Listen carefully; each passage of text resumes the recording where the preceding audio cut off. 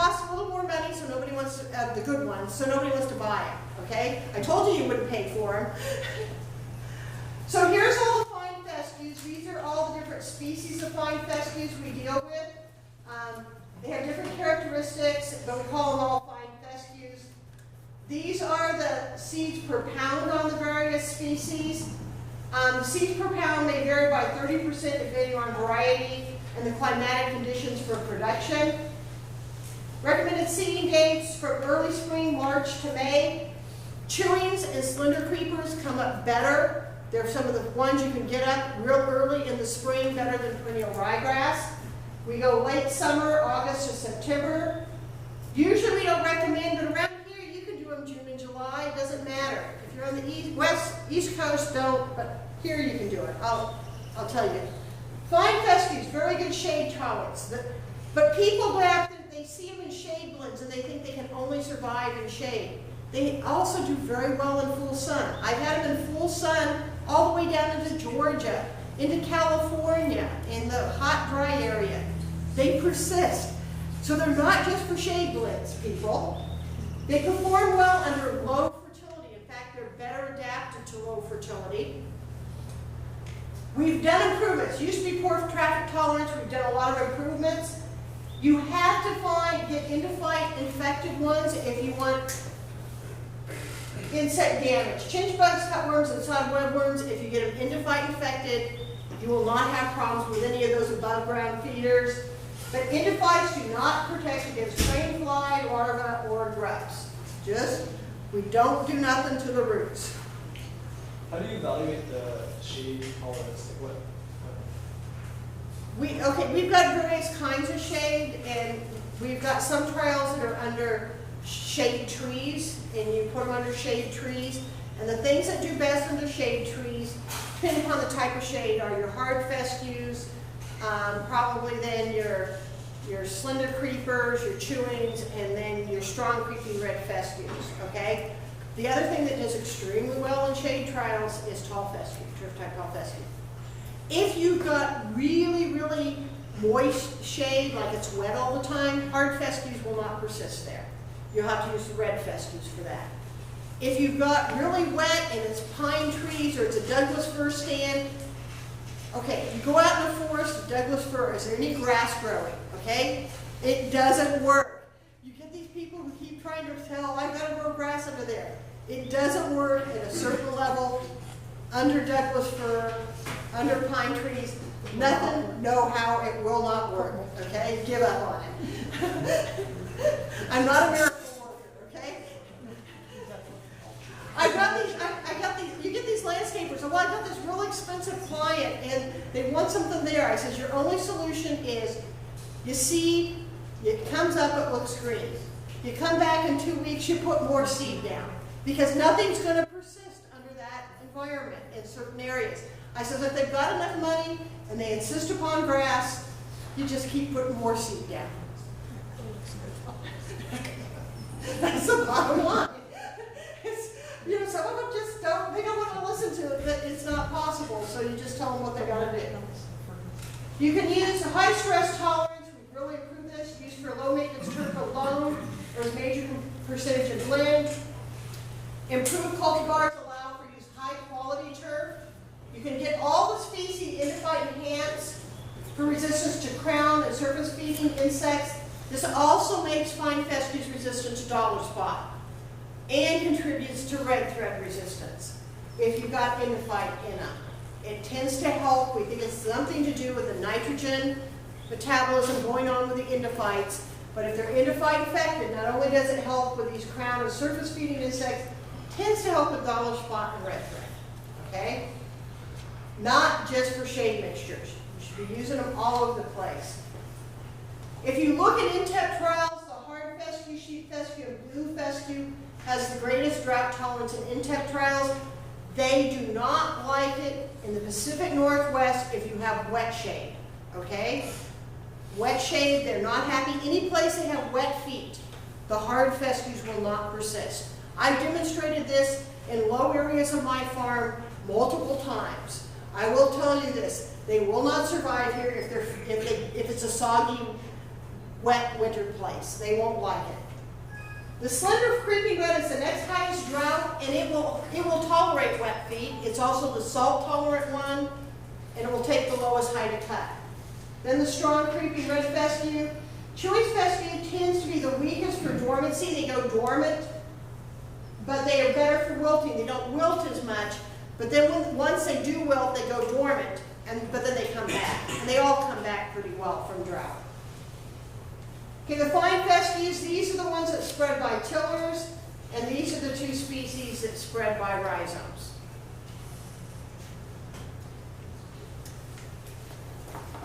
Chewing's fescue, rapid germination, close to perennial ryegrass. This is one I've used instead of perennial rye, especially like if you have bent grass or other situations where you don't put ryegrass in.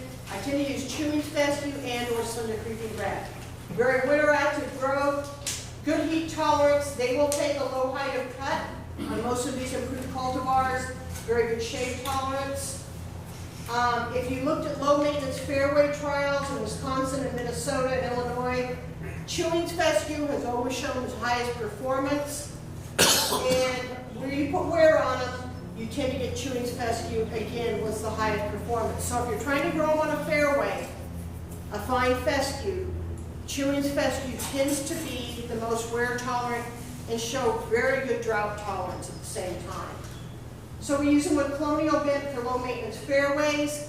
I tend to find on these fairways that the wetter parts of the fairways, the colonial bent predominates, the drier spots, the fine fescue predominates on them. Bunch type growth, and they can be used in unmown roughs. All of them can be used in unmown roughs, but you're better off with the Chewings and the hards often because of the bunch type growth if you're going to put them in unmown roughs. Okay, this is the important thing, one of the important things about Chewing's fescue. Slender creeping red and strong creeping red seem to demonstrate this also, but not quite as heavy as the Chewing's fescue. They excrete a natural herbicide into the soil. So they prevent germination of poanua, they prevent germination of crabgrass, and some other broadleaf weeds, because they actually excrete something called metatyrosine, which is a non-protein amino acid, into the soil from their roots. It retards the germination of crabgrass and broadleaf weeds, the highest in the lower parts of roots. But if you actually look at trials where they've had these species growing, you'll find that we don't get these invading very easily if we've got Chewing's fescues in these trials. And so as long as you can keep your standard Chewing's fescue adequate, or Chewing's and slender creeping red at a certain level, they give you a benefit of this metatyrosine. Now the Longfellow 2, which DLF has had for a number of years, has demonstrated one of the highest levels of this metatyrosine. We're preparing now to look at our newest cultivars of Chewing's and get documentation, because Longfellow 3 was selected from the same material, but we want to do some documentation on how much. And we're actually probably going to screen some of our Chewing's fescues to increase the level of this in our cultivars. Okay, slender creeping red, high salt tolerance, used on sides of sidewalks and roadways. It's resistant to a disease called rapid blight that's related to salt. So if you're on the edge of the ocean, it's one of the best things you can use. I collected material growing out some of my, well, shoreline, which is the seed research one.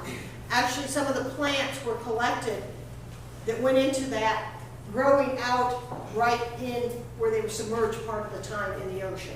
Okay, so very salt tolerant in this species. They will tolerate short cutting heights of fairways. You can take them down to greens height. High heat tolerance. They grow really well fall, winter, and spring. These are one of the most cool season active growing ones. That's why they work so well around here. They're extensively used in Europe for both fairways and greens, and they naturally have a very short growing height. And they're going to be a little more expensive than the other fine fescues, but they give you a lot of benefits, and they're one of the best ones around. What is their ability to overseed into an existing stand of grass? Pretty good. If you open it up, They've got little rhizomes, they'll come up fairly well, and they'll start to move out from that. And we've been able to get them into a lot of different situations. We actually put them in now. Some people will put them in with even creeping mint, and they match the color pretty well, and they add some genetic diversity, and they'll actually stay in with creeping mint, believe it or not.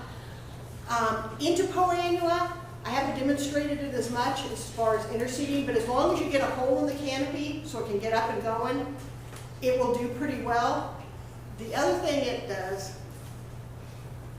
like once it's up and going, you can actually put a little bit of Roundup on it, and this will grow, and Poa doesn't like it. I didn't tell you that, but it will. What about on a perennial rye? Can you overseed that onto perennial rye? You can put it into perennial rye, and it will start to be part of the blend. Okay. I don't think it'll 100% take over, but it will contribute But I to mean, it. if you put it along sidewalks and that, Yes, and it just will, to yeah. tolerate the salt. It'll tolerate the salts, and it does a lot better job than the ryegrass Okay. does. Even the ones we've been screening ryegrasses for salt, Yeah. still probably twice or 3 times the level is the best ryegrass we have. Okay. Hard fescues, these are very drought tolerant. These are the ones you find in dry shade under trees. I go collect on old cemeteries, old unirrigated sites. Hard fescues, dry shade under trees, you find them all the time. It's what persists, okay? Approved cultivars with summer patch resistance can be used on fairways. They have a very slow growth, low fertility requirement, and they have that lower growing ornamental seed head that people really like for roughs. I tell people, anytime they use the fine fescues for the roughs, keep your fertility low, don't irrigate it, and you need to cut off the seed heads before they fully form seed, or you have to put a pre-emergent down, because otherwise if you let all that seed fall down to the ground on those pretty ornamental heads, and you let the seed fall down to the ground, then you get a bunch more germinating, and that's what makes your stand too thick, okay? Could you say that again? If you let the seed heads come up and it looks real pretty, and it forms seed, and then they fall to the ground, if you don't put a pre-emergent on, all those seeds, a bunch of them will germinate. And then it'll keep making that stand of fine fescue thicker, and that's what leads to those really thick roughs of fine fescues. And they all say it's this, that, and the other thing, and it's actually because they just keep receding, letting them recede themselves, and they've made the stand too thick. And that's what, and then the golfers bitch at you because they can't get the golf ball out of that rough. Okay? Hey, I know what I've heard it all, right? When people start to talk to me, I says, okay, you want playable rough or a non-playable rough? Is it supposed to be a penalty, or is it supposed to not be a penalty? You know, you got to ask those questions of people. It's like a lot of guys use tall fescues now in rough. I say, if you let it get tall at all, they're going to really scream at you, because you can't get a club face through tall fescue. It grabs the face of the club and torques it. And I said, if you let it get too tall, or if you get it a certain height, they should just take the ball and throw it out and take their damn thing. Okay, that's just the bottom line. I tried it. It's not fun. It doesn't work. Okay? Yes. But what's your definition of low fertility? Like compared to what? These I want to be. Now we grow grass, 12 months of the year, kind of, maybe. We still can be at 1 to 1.5 pounds of N per year, okay, per thousand. And you can all convert it to whatever you want, but 1 to 1.5 pounds of N per year. Okay, my home lawn, which I call my couch potato lawn, is 5 fescues and colonial bed grasses. If I put on a ½ pound in a year, it's lucky. I only mow it 4 times a year, and I only irrigate it maybe once every 3 weeks, midsummer, and that's it. That's all I do. That's my idea. I don't want to. I gotta do all this all the other time. I don't want to take care of the lawn. So that's my bottom line. Okay. Now, sorry, color match. How do you How did, typically, the old fescues were a little too yellow, and they even if you fertilized them, they looked Okay, like they our looked, hard fescues are probably match most perennial ryegrasses right now. The slender creepers, they match, well, my slender creeper matches, which is the shoreline, which is mine, I'll be honest, okay? That's one I bred. The shoreline, it matches much better except during the winter because it's growing during the winter and the ryegrass isn't, okay? So it looks brighter green during the winter than the ryegrass does. During the summer, it looks fine. It matches pretty darn good. Other ones, if we get European ones in, they're much lighter green. They're limier color. Chewings fescue, I don't think you'd have any problem. But if you buy cheap stuff, we've made them all darker, okay? Your American germplasm on our fine fescues are darker, just like our ryegrasses are darker. That's just the way it is. Turfgrass endophytes, IPM control of chewing and sucking. Insect pests and turfgrass with endophyte is transmitted by the seed. The only way you can get endophyte in your turf plant is if you buy seed that's endophyte infected, okay? Turfgrass species that may contain it, perennial rye, tall fescue, chewing hard, creeping red, blue, sheep, and actually both the strong and the slender creeping bud. Look for varieties of above species that were developed to contain endophyte, and you have to buy from somebody who's working on maintaining the endophyte if it's interest to you. It's a mutual relationship between the endophyte and the host plant, so it's a fungus that's growing within the plant. The endophyte produces an alkaloid which is toxic when ingested to the feeding insect. Your deer are never going to eat enough that it's going to be any problem. Okay, I get this question. Can you tell I have these questions? They're more browsers. They eat some of it. We've had them out on perennial ryegrass fairways that are 100% infected, actively growing. Never seen any problem with the deer on them. Never seen any. The geese, unfortunately, does nothing to the geese. I wish it did something to the geese. If it had done something to the geese, we would help. There is one endophyte in one tall fescue that has supposedly in New Zealand has done some things, and they're looking at it for bird strikes around airports, because supposedly it's repellent.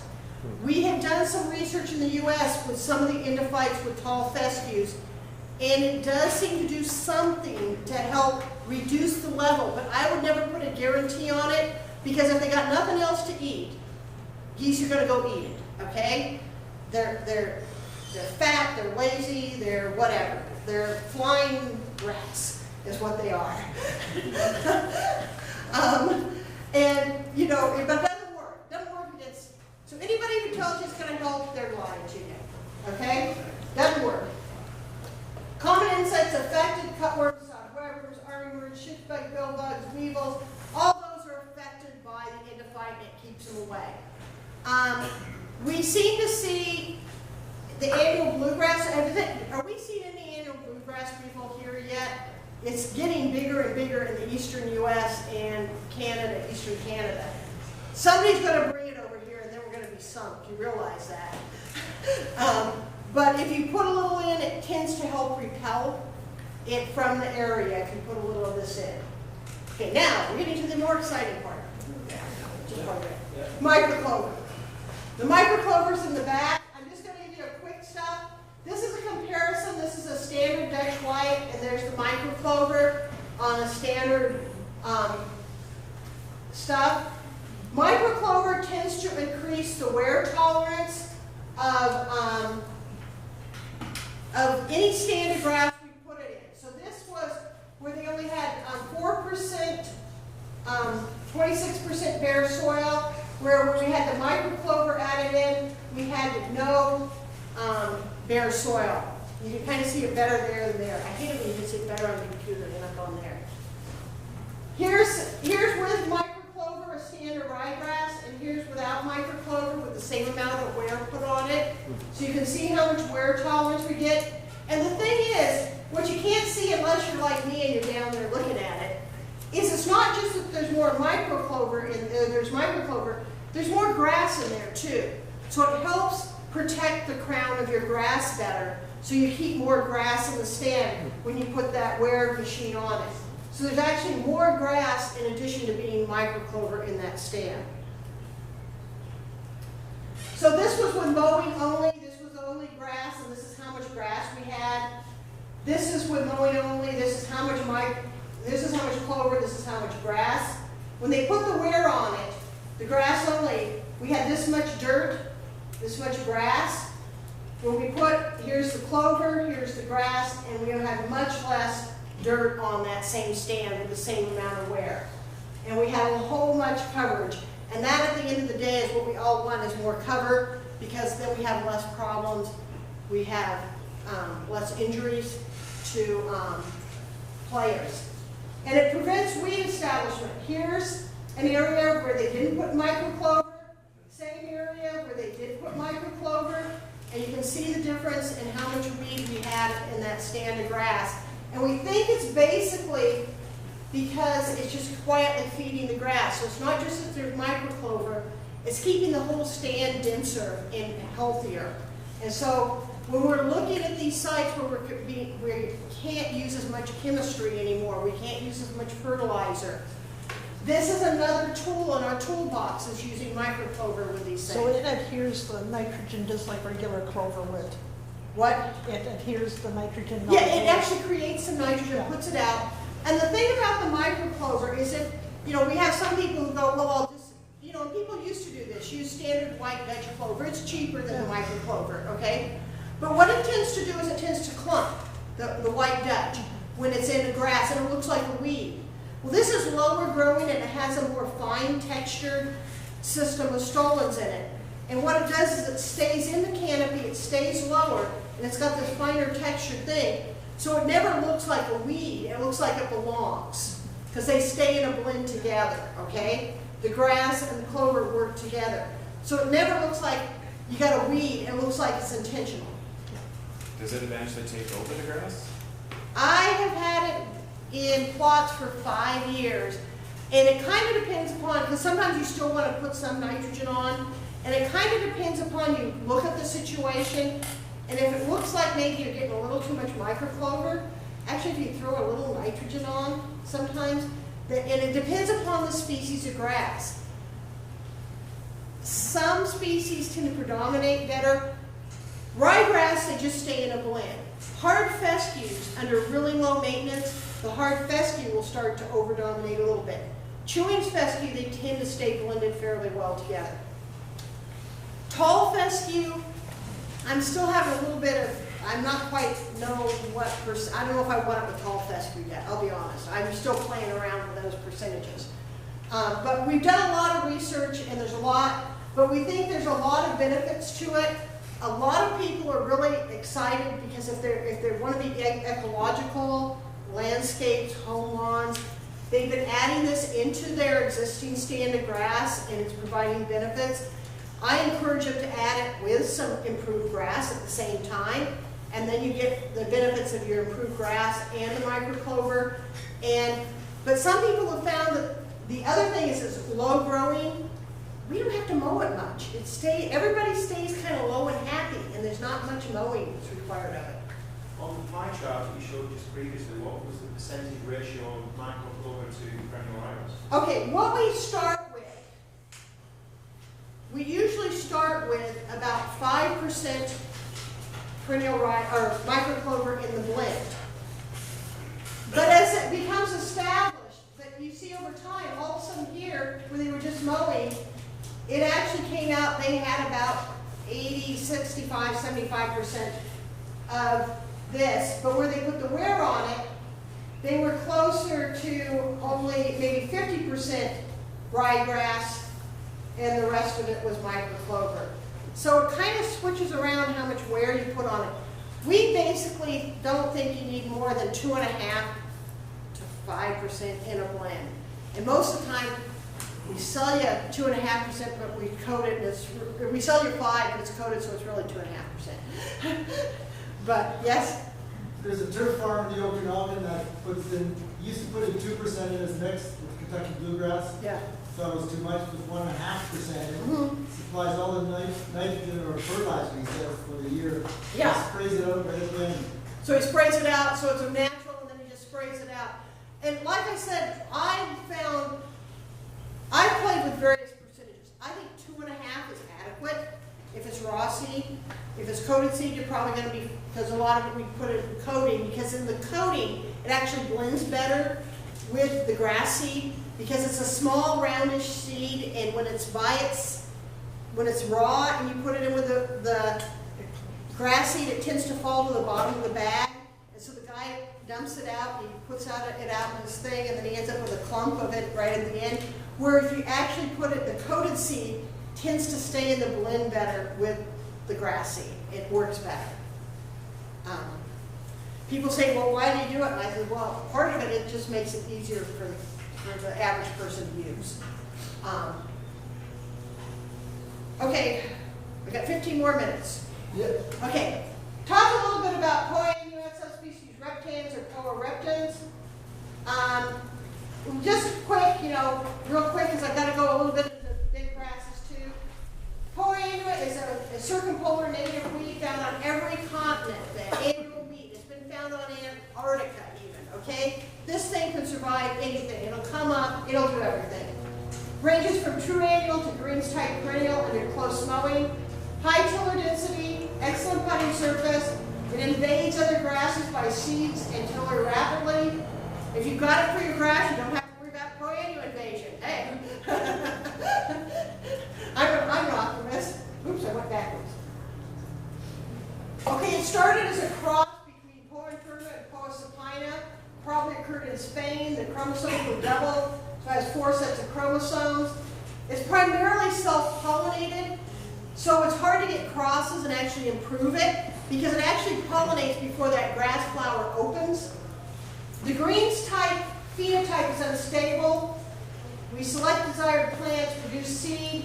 The initial appearance of the seeded type, that's what I'm talking about, is more like a lawn type. You have to put a mower on it, and the mower makes it turn back into a greens type.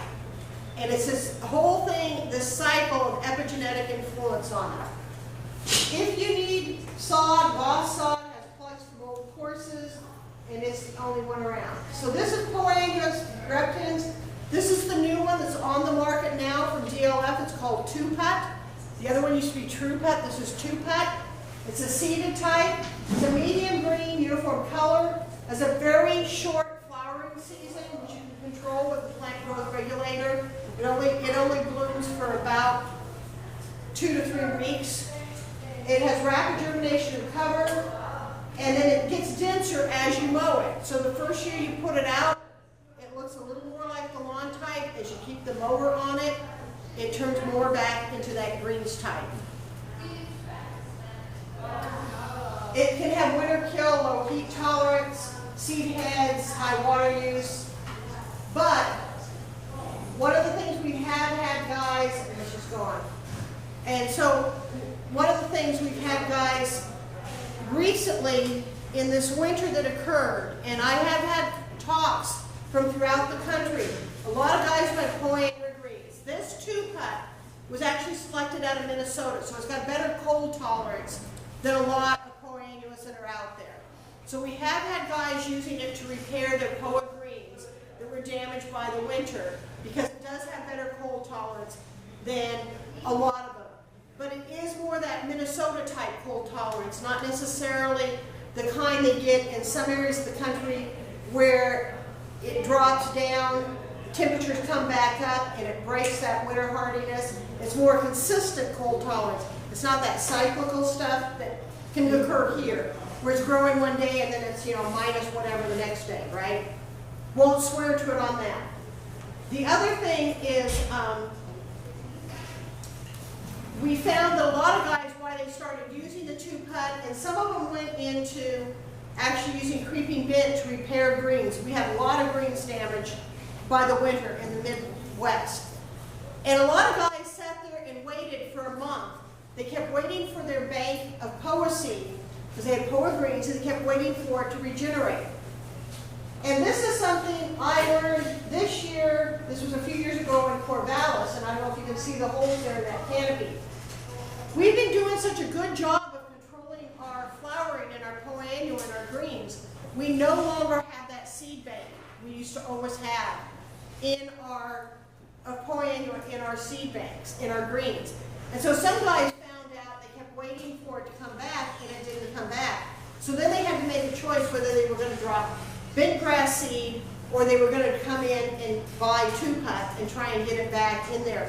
Because when they got to mid-May and they still didn't have greens and nothing germinating, it was kind of like, what am I going to do at this point, okay? I'm surprised more guys didn't lose their jobs.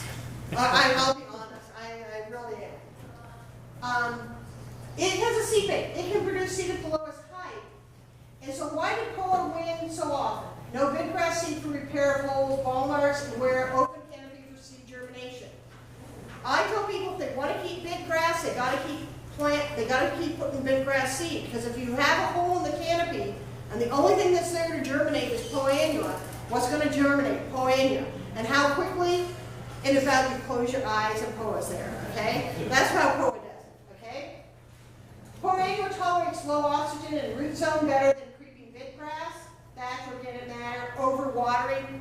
How many guys overwater their greens? I don't know. If I could turn off their irrigation system, would be the best thing. Poa annua concentrates its roots in that top 1 to 2 inches. That's why it gets away when you overwater your greens. You're doing up the oxygen, and bent doesn't like that, but poa's fine with it. It could adapt to lower mowing heights than early bent grass cultivars. It kills more rapidly from seed than the older bent cultivars. Some of our new ones are doing much better than that. And it grows under lower soil temperatures than older bent cultivars, and it grows better under low light than older bent cultivars. We now have bents that will succeed in the Pacific Northwest. They can do it, and with some help of chemistry, we can keep poa at bay with this stuff. So we've got higher density, improved growth with low nitrogen, improved cold temperature growth. That's been a big thing that we've had to do to get it competitive. You're saying with chemistry, you're talking pre-emergent for cola, because we don't have that. No, I'm talking, well, I know you guys don't have some of the new ones that are coming on the market that you may be able to do post-emergent control. Like PoaCure. If we can only get it, right? If we only get PoaCure. If any of us can get PoaCure. But actually, improved cold temperature growth, better spring and fall growth, better heat tolerance, better root growth. So just one, now this is McKenzie, which is my other thing, but I just wanted to show you. This was actually in a high elevation course in Arizona. It was 100% poa annua green. He started interseeding every time he pulled a core with one of these new cultivars. It's more winter active growth.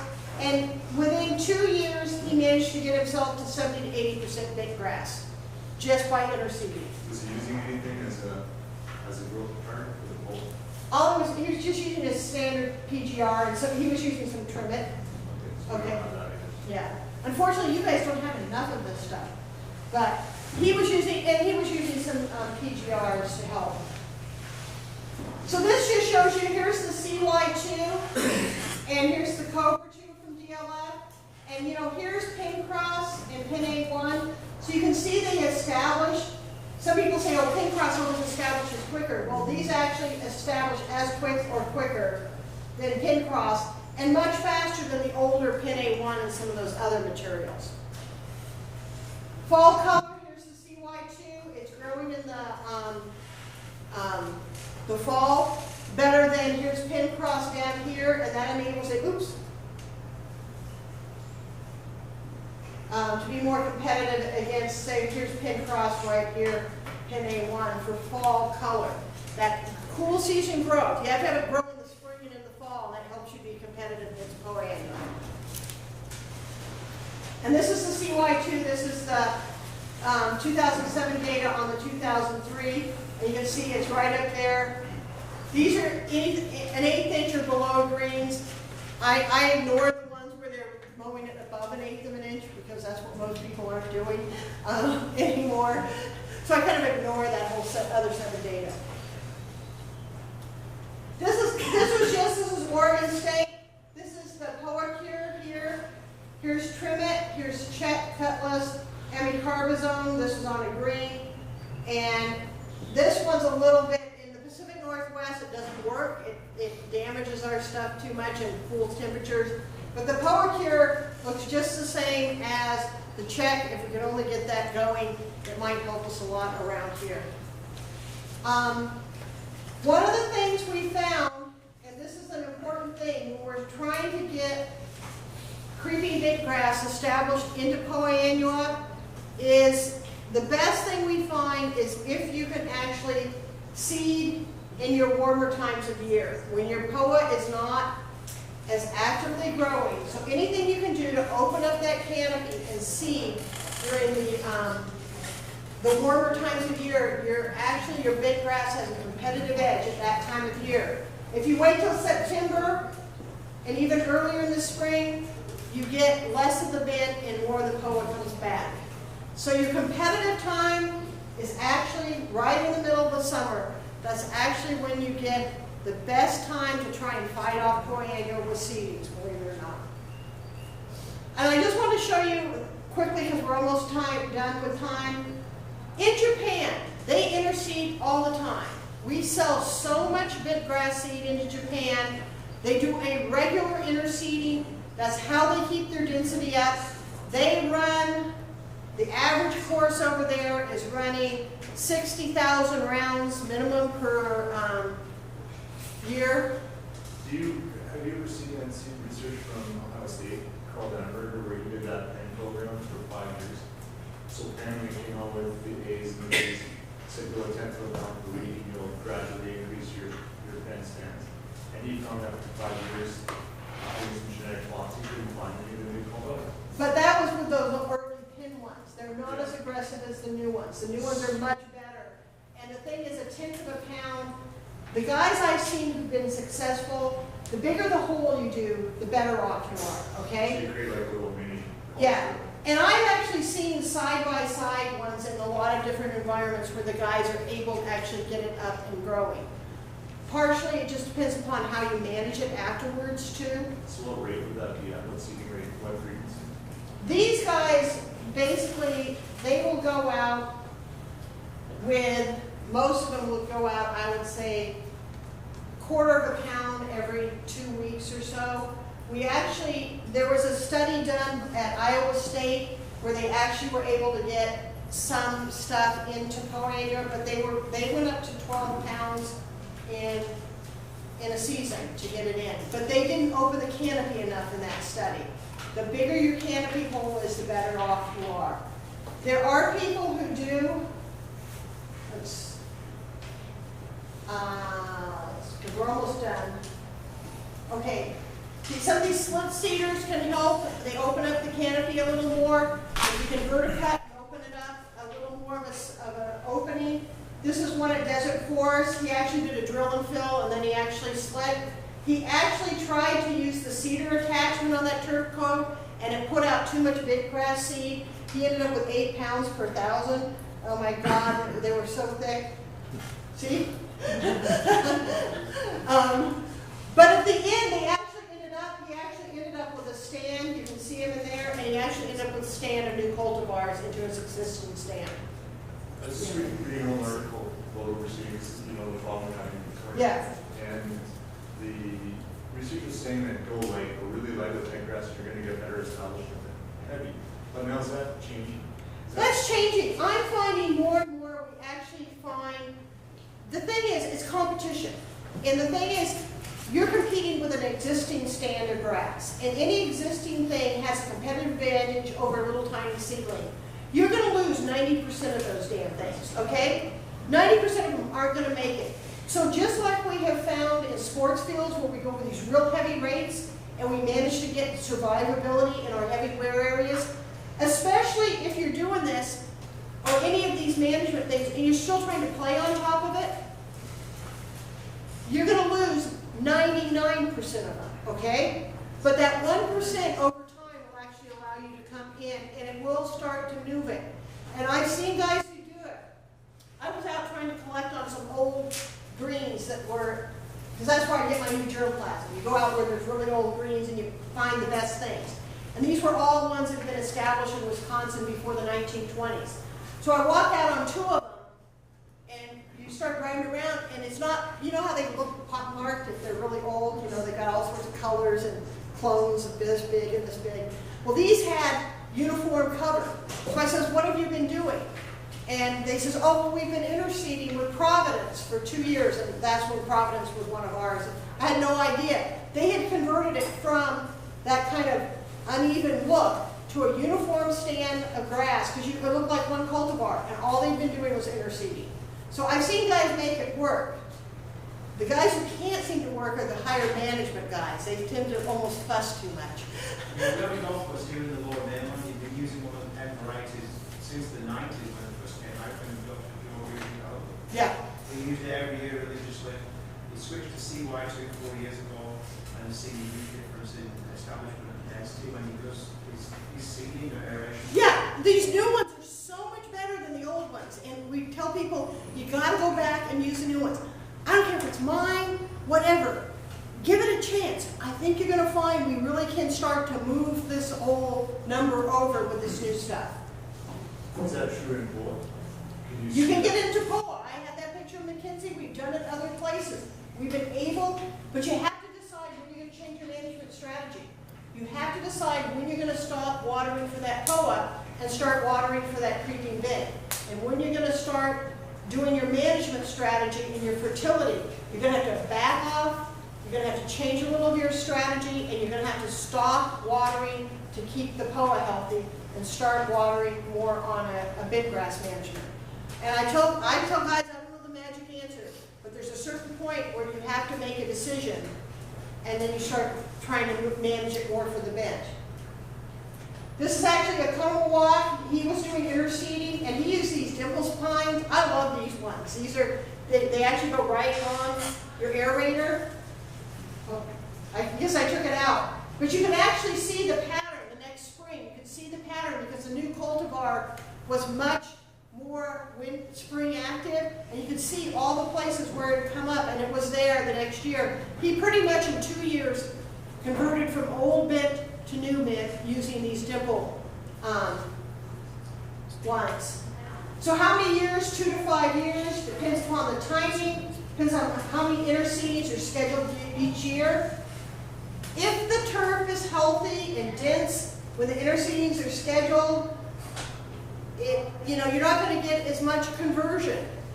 Anytime you can get it to open up the canopy, the bigger the hole, the less happy it is, the more change you're going to get. So these are just some of the things we've seen and some of the equipment that the Japanese and some other people have been using. More holes, better off you are. See, these guys use 0.25 to 2.3 pounds. Every one of them's got their own magic formula. You won't believe how much bentgrass seed we sell to Japan.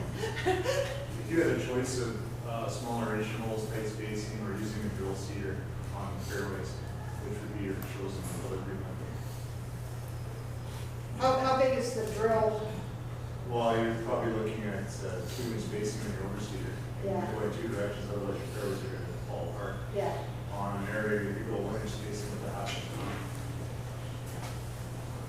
I would probably go with the aerator. That's what I was thinking. Yeah. Okay, I think I'm done. If you want my seed purchasing tips, don't buy cheap seed, buy good seed, okay?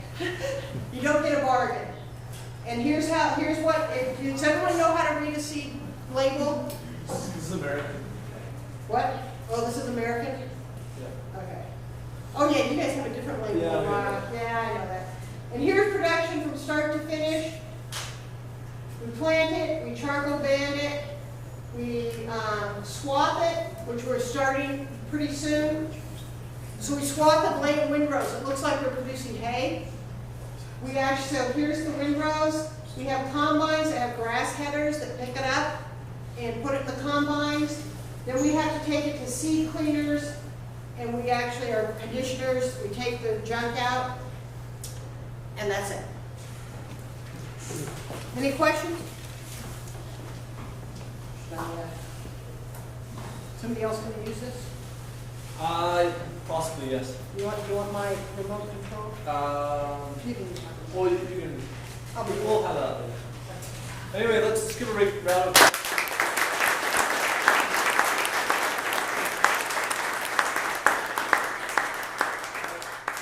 She knows a lot about seed, and as do a lot of the other people at DLF, and that's kind of the amount of knowledge and support that we have at Premier Pacific Seeds as well. We have all that support behind us. So if you need any advice or resources, come to us, and then we can help you out.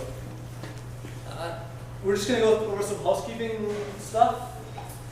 We have some prizes to give out, and we're going to just check under your chairs, and we're going to, well, there's little stickers. You might not be able to feel it, but we have some prizes.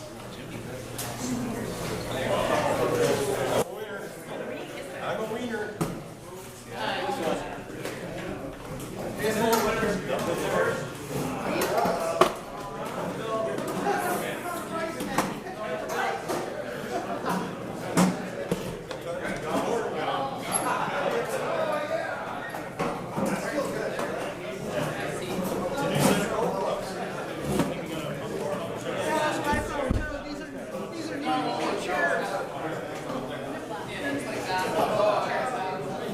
What does it look like?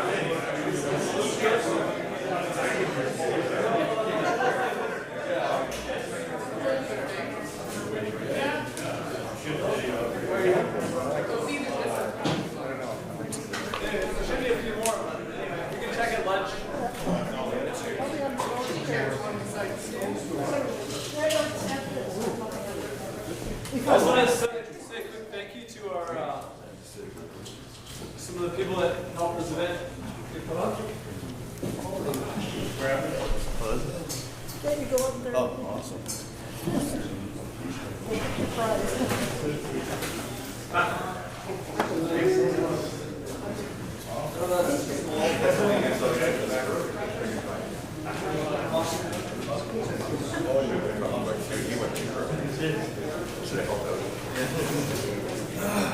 Yeah, thanks. So I just want to say a quick thank you to the Township of Langley and Cap Buckner for allowing us to use this great facility for lunch and this meeting, as well as serving staff that are making lunch for you, and Nilix that is helping the lunch get put on. And we're having a barbecue after the session. So. And then two speakers after lunch. And 2 speakers after lunch as well, and we'll have another couple great resources. So I'm going to pass it over to Ian Korn from Nilix. He's an application specialist. Nilix works in erosion and sediment control with the Nilix Civil Environmental Group. They're a geosynthetics distribution group established in 1977. They've been around for a while. In Edmonton, and they have a Burnaby branch that started in 1985. So they're local, and yeah, I'll pass it over to Ian, and he can tell you a bit more about it. Super, thank you, Nick, and thank you all. This is a learning curve for us, so I really, really appreciate the 10 minutes, and more so I appreciate any questions and conversations during lunch and afterwards, because Nilix has been around for 38 some odd years doing geosynthetics. Anyone ever heard or used any Nilix products? Roads, walls, containment, erosion control, drainage products. And Locally, if you've ever driven around and seen a green wall hold up the highway or a bridge abutment, you thought there's no way grass can stand it, or an abutment can stand at 70% and hold the highway on top of it. Those are our wall systems, vegetated wall systems. South Fraser Perimeter Road, westbound on the Port Man, if you look to your right, basically all that whole stretch, about 14 kilometers, is held up by Nilex green walls, vegetated green wall systems. My role at Nilex is erosion and sediment control. I travel the country and I operate as an internal consultant for all of our sales groups across the country. Within erosion and sediment control, we've always been working on civil structures, infrastructure, linear infrastructure, reclamation, and mine sites and linear infrastructure, highways. And within erosion and sediment control, we've always said we'll take care of erosion and sediment control with primarily a rolled erosion control blanket or a hydro mulch or hydro seed. And we would always look to the community to say, you tell us what you're going to do for vegetation establishment. How long until you get vegetation established, we'll take care of the erosion. Two issues with that being, number one, as blankets became commoditized, they're not being installed properly anymore, and we see a lot of erosion below the blanket, and it's kind of a hidden problem. You end up with more erosion than if you use no erosion control blanket at all. So we found the necessity to start moving toward the mulch.